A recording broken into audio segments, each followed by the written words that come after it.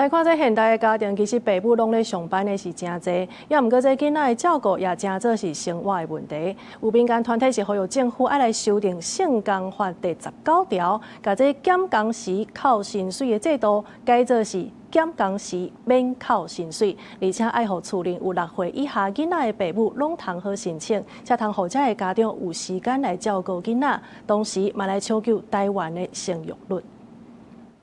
照囝化的原因真濟，其中爸母拼經濟，無時間照顧囡仔，嘛是影響生囝意願的原因之一。民團拜三開記者會講，即馬家長上大的困境之一，就是無時間照顧囡仔。現行的法律雖然通申請減工時來照顧還未滿3歲的囡仔，不過使用率卻無夠3成。民團希望修法，甲台北市政府當咧試辦的減工時唔免減薪水計劃擴大到全國全面實施，放連企業人數限制，互家長通照顧囡仔嘛，通兼顧收入。即馬攏雙薪的家庭，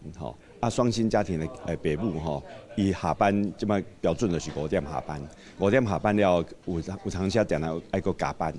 所以伊無法度等囡仔4點下班的時陣，等來接囡仔。第一個原因就是法律沒有強制啊，法律沒有強制。第二個部分，他覺得勞工可以用其他的假，你有需要你就去請特休啊，你就去請其他的這個假。根據台北市政府的統計，育囝減工時無減薪水計劃，3月份實施到今，已經超過300間的企業，500多個勞工參與。民團認為申請人數直直增加，顯示制度乃當改善，政策是找機會當來推動的。民團嘛提出修法的訴求，包括取消企業30人以上的限制。把囡仔使用年歲為3歲放連到6歲，政府嘛就補助，互這代有津貼，改善一條的環境，互制度佇全國落實。只要有育有6歲以下小孩，就可以減少1小時工時，變成全國性的法律制度。